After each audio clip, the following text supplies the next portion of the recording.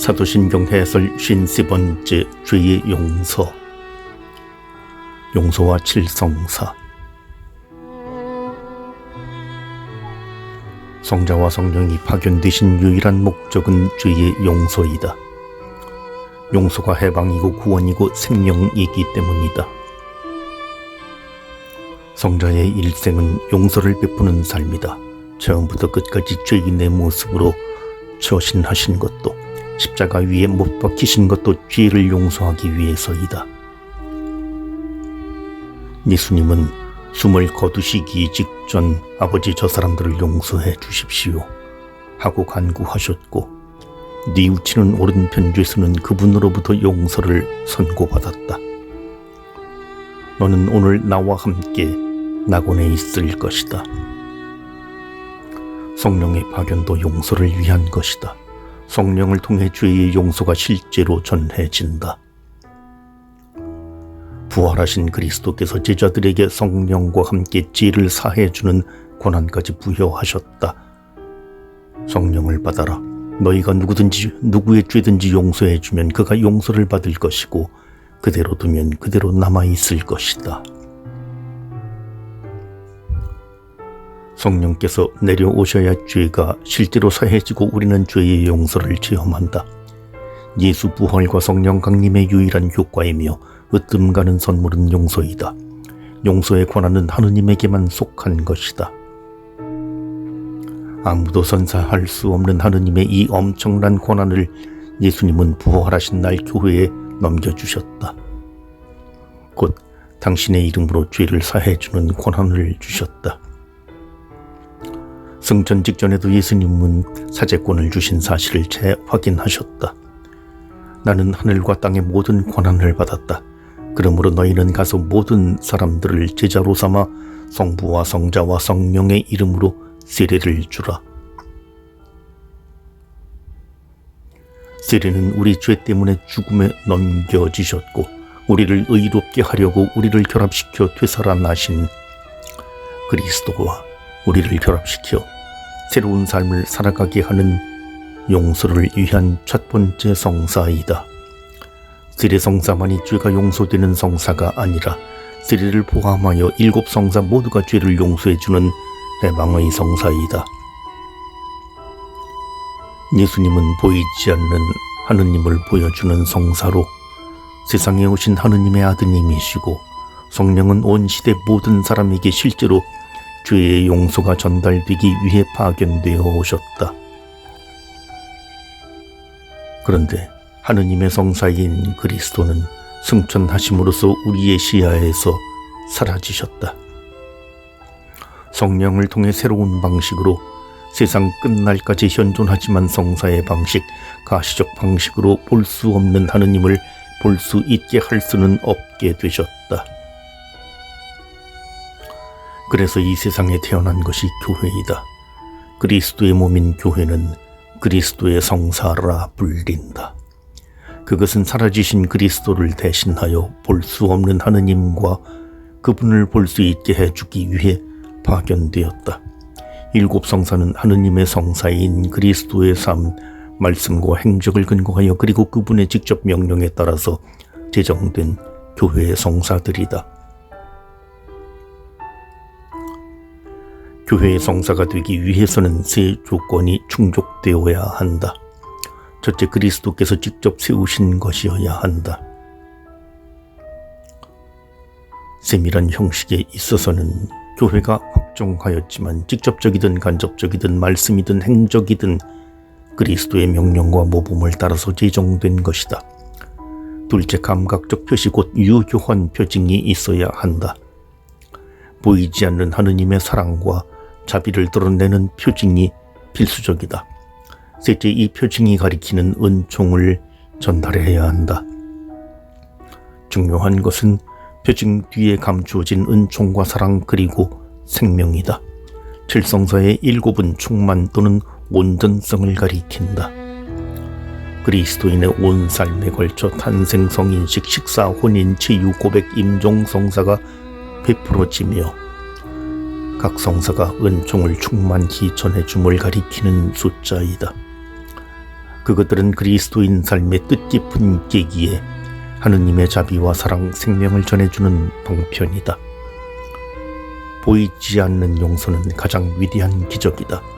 하느님의 고유 권한에 속한 용서를 교회와 성사를 통해 혜택받을 수 있는 것은 큰 축복이 아닐 수 없다. 사도신경 해설 주인 네 번째, 육신의 부활을 믿으며. 종말 사건. 육신의 부활을 믿나이다 는 고백은 종말에 대한 믿음 표명이다. 종말은 구원의 완성이므로 종말의 믿음도 반드시 신앙에 포함되어야 한다. 이 신앙이 결핍되면 목적의식 없는 사람처럼 알맹이 없는 신앙으로 전락한다.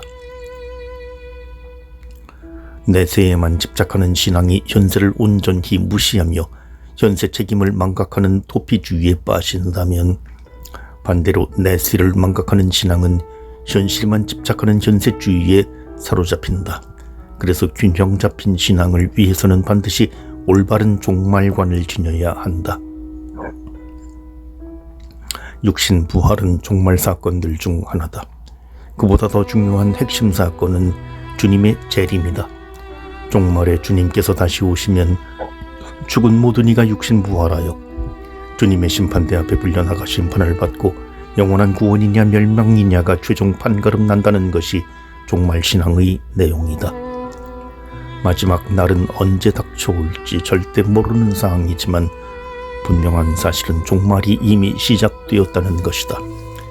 때가 차서 하느님의 나라가 가까이 왔다라며 예수께서 종말의 계시를 선언하셨고, 바오로 역시 주님의 첫 번째 오심을 때의 충만으로 표현하였다. 때가 찾아 하느님께서는 아드님을 보내셨다. 종말은 충만한 때이고 그리스도의 탄생으로 시작되었다. 지금은 하느님 나라가 이미 왔지만 아직 완성되지 아니한 중간 시기이다. 육신 부활은 죽은 이들의 부활이라는 성경 표현을 좀 더 구체화한 것이다. 죽은 이들이 마지막 날에 육신 부활하리라는 말이다. 바오로는 죽은 이들의 부활이 예수 부활의 전제이고, 예수 부활은 죽은 이들의 부활 첫 열매이며 동시에 그 확증이라고 지적하면서 두 유형의 부활 사이의 관계를 이같이 설명한다. 죽은 이들이 되살아나지 않는다면 그리스도께서도 되살아나지 않으셨을 것이다. 그리스도께서는 죽은 이들 가운데서 되살아나셨다. 죽은 이들이 만물이 되셨다.